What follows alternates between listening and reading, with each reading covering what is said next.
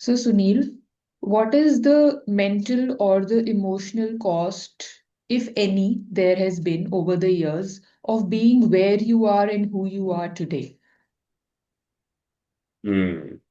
Wow, that's a loaded question. No? So, in terms of this, yeah, I think where I am today is destiny, and so a lot of the extent I have sort of made peace with that. That this is exactly where I have to be in my journey forward.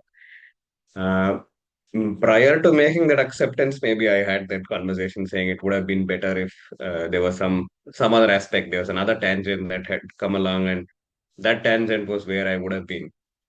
There's been a conversation with me around the aspect of saying, oh, what ifs? There are these loops of what ifs. What if I'd stayed in corporate? What if, that opportunity had come by? There are a lot of XYZ what ifs. But right now, I'd say it's been something that I've completely sort of reduced that intensity of those questions.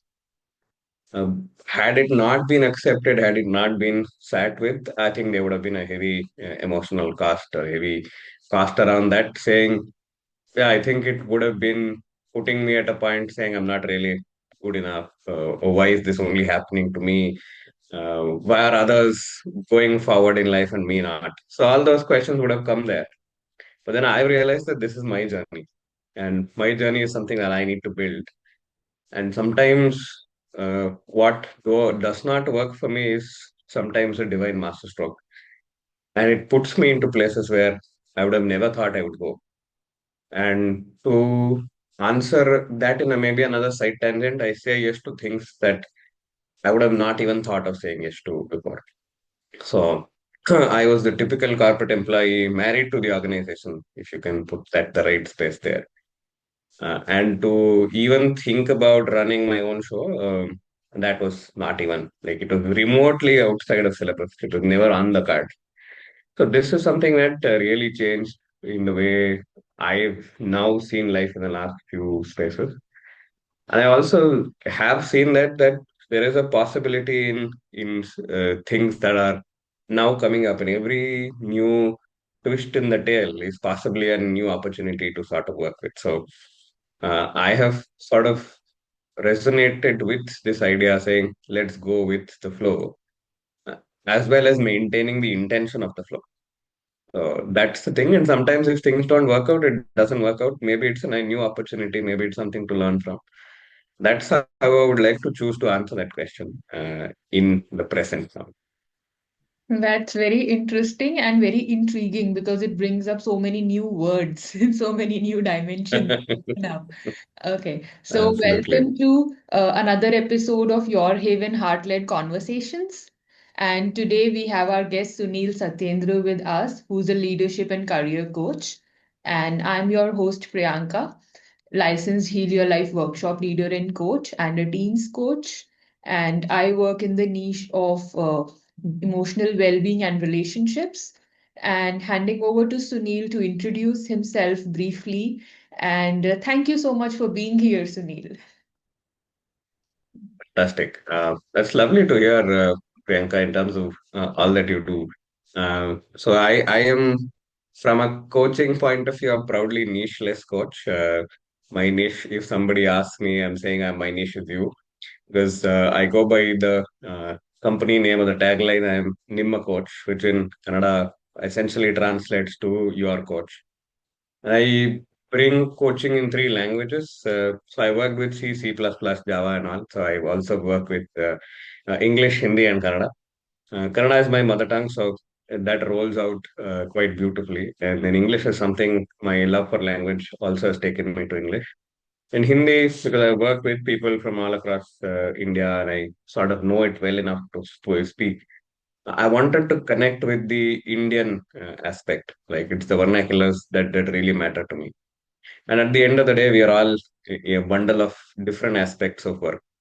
And if I were to introduce myself, the easiest way to introduce myself is possibly how you meet a very young elephant, right? So I have the energy of that young elephant and bubbling with excitement, very curious about the rest of the world, and very beautifully supported by matriarchs all my life. I've had some strong women influence all my life. So I very easily took to empathy and being open to newer ideas, being more fluid, less rigid.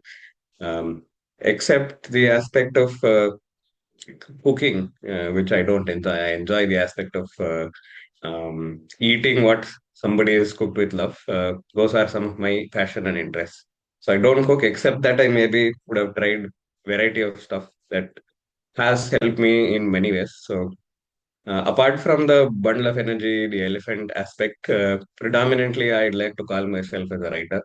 So writing or thoughts come to me in downloads. The universe chooses me to be the medium of sharing to the rest of the world poems, perspectives, structures, stories, people. Quite a lot of those stuff that comes to me, and I've been in the writing field for the last 15 years, close to 7,000 poems, 200 plus short stories. I have written about 11 books. This Jan 26th, I am hopefully doing my 12th. So that day I choose to write as many poems as possible, and all poems become part of an ebook. And I use poetry to raise funds for charities that I work with. I come from a space of always or quite strongly being pushed through my education system through scholarship programs. So that's been the case. I am somebody who loves possibilities. And to a large extent, to come to a formal introduction, I'm a qualified engineer. I worked in the automotive sector at Bosch for about 8 years. In those 8 years, I say I had 80 years of experience in those 8 years. Murphy's Law was something that happened in Bosch, for me especially. Whatever could go wrong, absolutely went wrong. And the entirety of it was to sort of bounce back from things not working. And that's where I say the emotional cost of certain things. Now, if I look back at it, it set me up for something like this. And I never thought I would be somebody who call myself a leader. I've never had a managerial position, not been a CEO. There's been a not for so many else things. But to a large extent, over the journey, I've accepted that there's an aspect of leadership within me. And I also work with the aspect of self leadership with the individual. And then, yeah, I do my own podcast. I work with people to build their branding through LinkedIn. I consult on hundreds of interesting stuff, right from funding for NGOs to how to do your interviews. I run mock interviews. So there's this plethora of stuff. I teach Kannada to non-Kannadigas. I volunteer extensively in schools. I train. So there's a lot of stuff that I do. But in terms of coaching, I come from the ICF world, the International Coaching Federation space. And I specialize in the aspects of coaching in Kannada, English, and Hindi. And I also specialize in using poetry as a medium of self-awareness. So a lot of the times, the I don't know that I don't know is my realm. And I help the individuals who come to me for whatever support that they're looking at to sort of identify their own blind spots through different mechanisms and mostly through conversations. And then through that, they actually build on to what they want to build up. It could be time management to saving their relationships to how to reintegrate a new person that's come to their life after quite a long time. So the more complicated it is, the more I relish those coaching topics, specifically in terms of enabling the client to look at themselves in a new light and see them as more confident. Yeah, that's an introduction, I guess. I love to talk, so you will have to always, do episode two, three, four, sometime. That's pretty wonderful. And the number of things that you have mentioned, I mean, not in terms of quantity, but in terms of variety, is really fulfilling to even, hear about. So I'm very sure it must be very fulfilling to Absolutely. yeah, be. Absolutely. Okay. So a question that comes to my mind is, so you were in corporate earlier and you said that you were not in a leadership position, but now you are a leadership coach. So has there been some belief shifting, something that has changed in the way you think and how you see life and everything around you over the years? Absolutely. I think the human brain is sort of made to look at patterns, right? So we see patterns, we sort of build a story around the pattern. So for a long time growing up, these aspects, okay, if somebody is a leader, has to be a role or a position. That was a belief that had been built in through school, through college, through multiple other places, and quite a lot of the times, the uh, aspect of me sharing something was being called as, you're rebellious, you're not sticking to the system. Uh, but what happened through the journey of the last 10 years, being part of the corporate ecosystem as such, enabled me to get to that space where I felt that there's so many things that have happened. Now, even if I sit back at my own life and look at it and see patterns, there are very obviously some patterns that are there. And those patterns sit very well with somebody who you look up to as a leader with certain qualities and certain values. So whether it is charisma, whether it is walk the talk, whether it is the kind of integrity that somebody looks at, the kind of aspects which brings leaders from the background to the foreground. I felt it happened very naturally without being given the title of, leader, manager, whatever that we like to call it in the corporate sector. So it happened with me in terms the first aspect was to build a CSR team.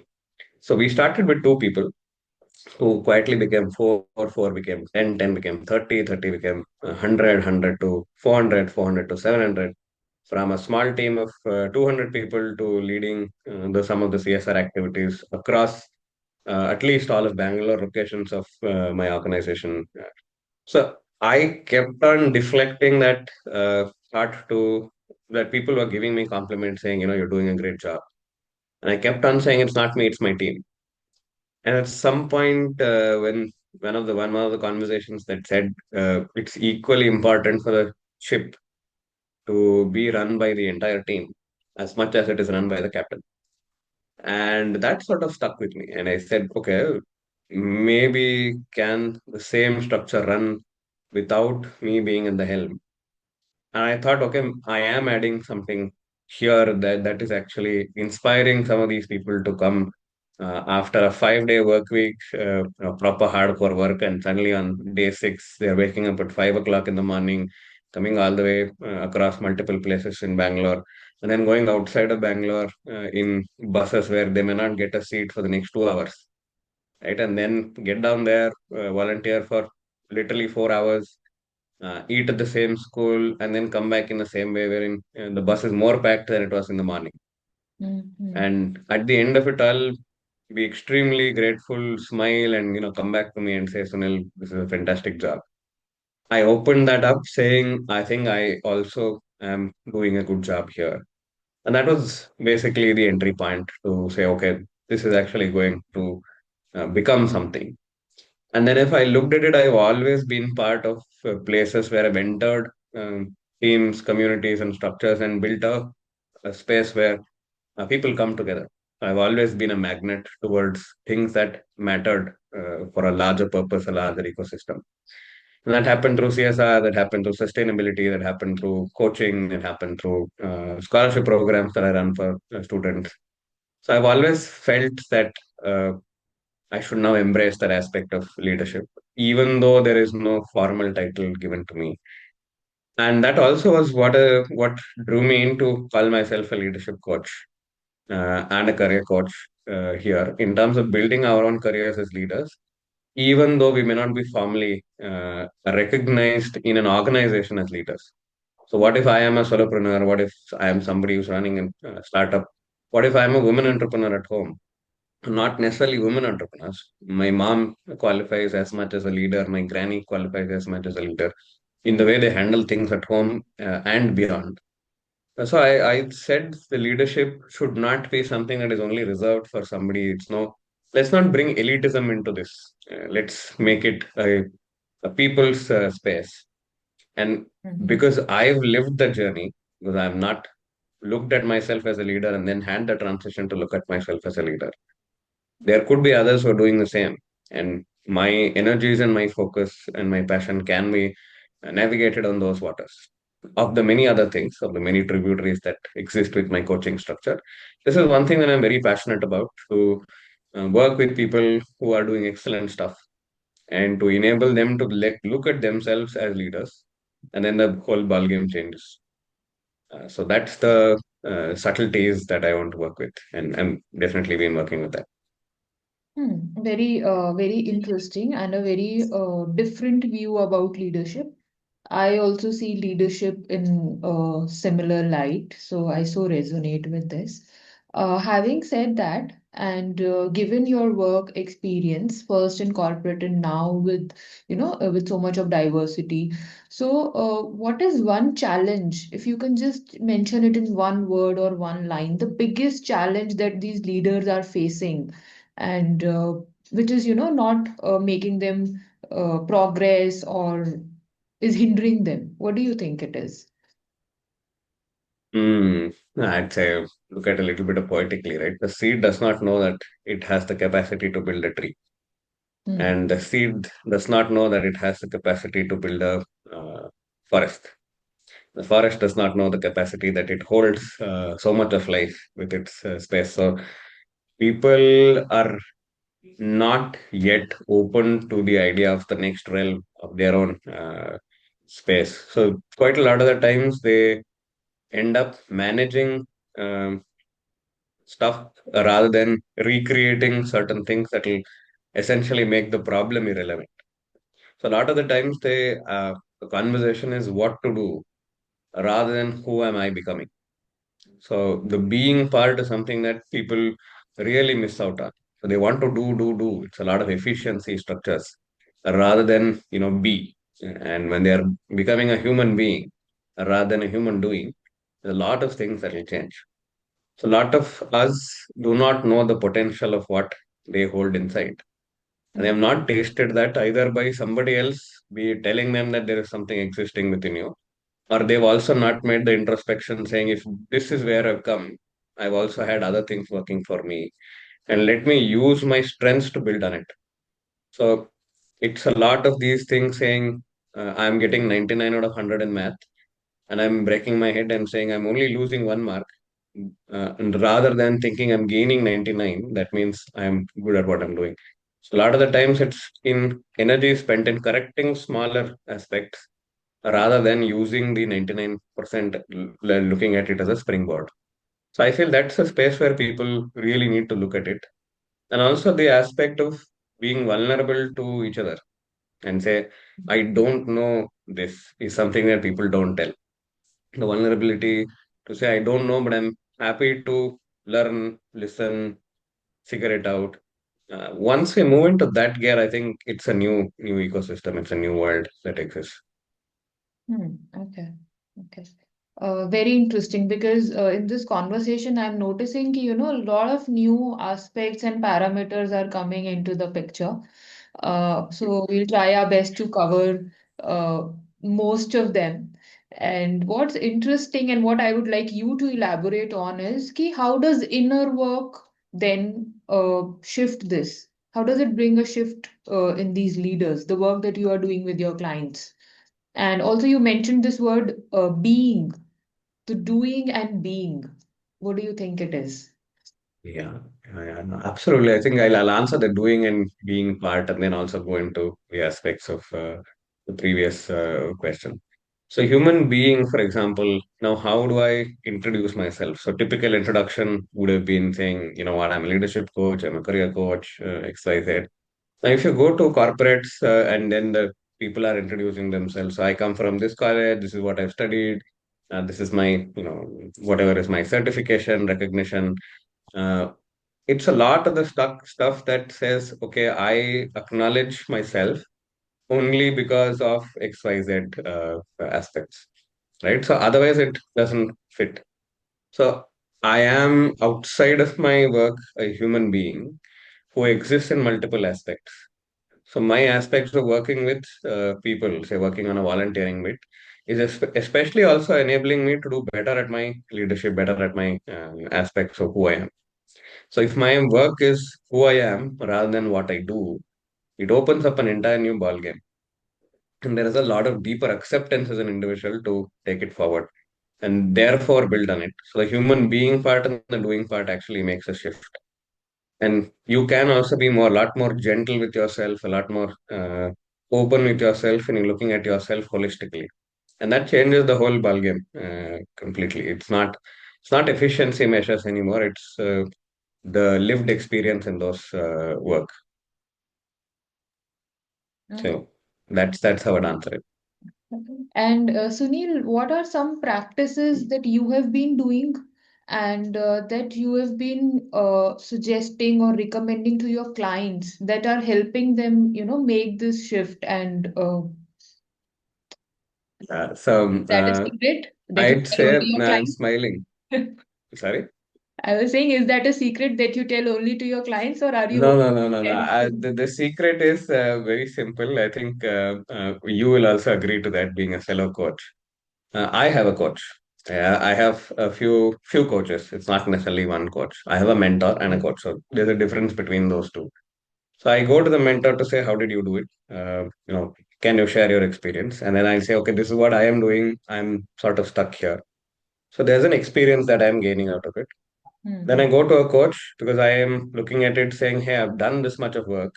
I've also gotten mentored and I've got this far, but I feel I have not made, there's something that's not known, which I need to figure out. So I need a space with you where I am just opening my ideas and thoughts. I want you to listen, ask certain questions that allow me to go deeper into that aspects and figure it out. So I have a few coaches and one or two mentors, not too many. Okay. That's something that I really tell people to look at it, saying, don't, obviously, if you choose me as a coach, I'm very happy. But then choose a coach wherein you don't have to, run the treadmill 1,000 times and fail 1,000 times to get to our output. You could as well use support and get out of the treadmill and figure out that, you're running a rat race or whatever that equation is. The moment to ask for support, knowing well that it's not that you are a failure, you're bad, you don't know, I'm not good enough, but just to even acknowledge that there may be things that I don't know that I don't know, Hmm. which then enables you to go to a mentor, coach, or whatever. I'd say that's the shift for me that works very, very well. And previously, I used to look at it and say, I can't make a mistake. It has to be extremely perfect. Oh, I have only one shot at this. Now, through mentoring and through coaching, finding it myself, I figured out that this is a long journey. It's a test match, right? It's not a T20 or a T10 match. And Rahul Dravid basically essentially came through test matches and he could play T20 fantastically well. And Hmm. so to all those legendary players who played the longer format and then came into the shorter. If you only play the shorter, longer will always be difficult. But if you play the long game, the shorter one is going to be easy. So I say, look at a coach, invest in a space where you're open about what is not working, being vulnerable. I am extremely vulnerable, and I found that to be a space which enabled me to connect to people at a human level. And Hmm. I'd say that's also what that worked. I never look at an individual as saying, hey, he's my client, she's my client in waiting. It's always a pull aspect rather than a push aspect. So, can you pull people to you because of whatever you're doing, who you are as an individual? And then allows for greater relationships to be built. And through that, it sort of builds on whatever you want to build. It's not necessarily anything else.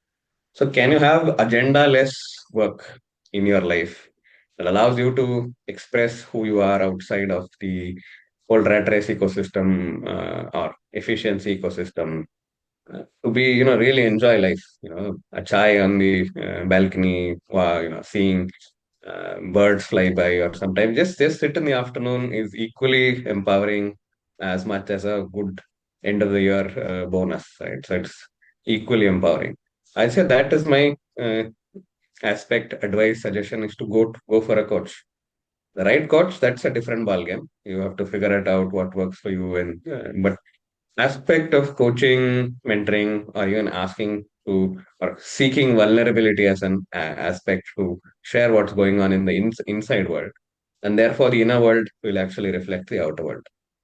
And that's a suggestion I usually tell. But otherwise, yeah, in terms of being themselves, aspects of going and talking to people, being active on LinkedIn, talking, sharing, being open to share, tell their failure stories as much as their success stories. The list is long, but I think this captures the essence to its heaviest.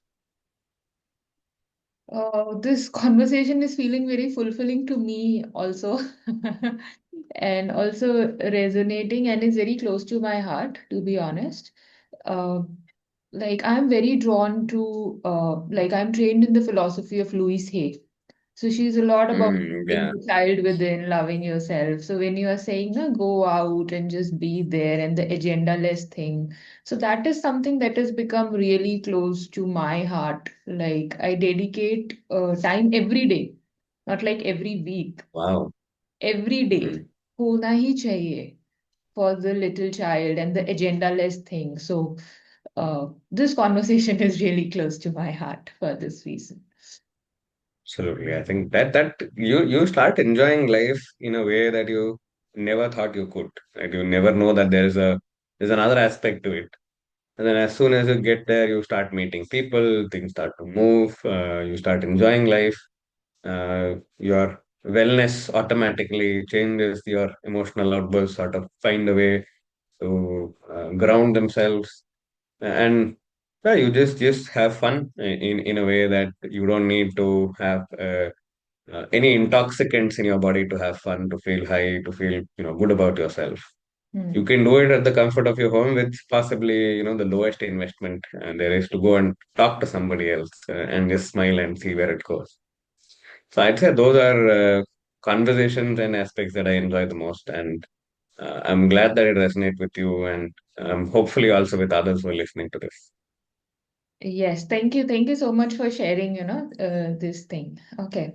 So before we close the conversation, I want you to share something like a power statement or a mantra or something that you repeat to yourself and that you love saying to others also, or something that you would like to give as a final message. Yeah, I think this mantra thing for me works in a way very interesting. I don't really put a lot of heart into it, manifestations and stuff. But I think if there's one thing that really stuck to me over the last 10, 12 years, it's been looking at the power of possibilities. So, power of possibilities is something that I really, really enjoy. Hmm. And also to look at service beyond self, which is the tagline of Rotary, right? Which I really, really resonate with. That's the space saying, can I look out for helping somebody else? And through that, I know that the equation will come back to me at a longer point of time. Karmic balances, cycles, and all that put together. The power of possibilities. I'll close with a story. Uh, it was a Saturday that somebody asked me to volunteer for the first time, and I never volunteered. So I my like my dad passed on early 2004, and then after that, my mom had always been going to orphanages and giving something on his birthday. And I never made the aspect of going there because I felt, no, I don't want to get there. It sort of recurs certain aspects to who I am. And but then after that, through scholarships, I got to where got to. And then what happened? Then I said, no, I have to now give back. But Hmm. that was a thought in my head. It's never allowed me to be going into that. And so some Saturday, 20 of them said yes, all of them my batch. And then I said, I'll go to school here. And I went to that school. Only 3 out of the 20 came by. And I met somebody whose name I asked. She turned out to cry. And while cajoling her with a chocolate, I understood that she could not speak. She was hard of hearing and hard of speaking. And Okay. that shook my world to the greatest extent possible at that time to recreate and reopen something. And that's when we started volunteering, me and another friend of mine, Rahul. So with Rahul and I, the team started with two people, went to four, went to 20, went to 100, went to 700. At the end of 5 years of our term of being CSR leaders, I had definitely spoken to 4,000 to 5,000 people inside Posh. I'd become a leader in that journey.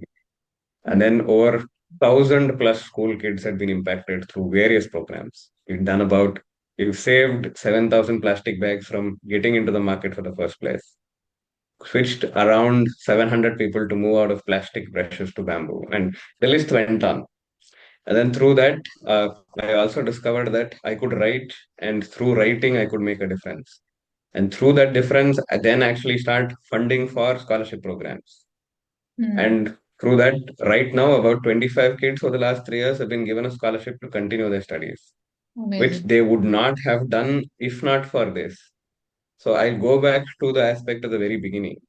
If at that Saturday I had chosen to sit at home and not do that activity that changed my life, I would have never gotten to this podcast ever. I would have been a normal, everyday, coder out of 30, 40 lakh software engineers at any point of time coding in Bangalore. So now I have a voice, I have a vision, I have a statement, and that all became because I said yes to a possibility, not knowing what could happen on the other side and facing what was then a fear, saying, what will I encounter on that side? This is so So amazing that and power of possibilities. uh, so inspiring.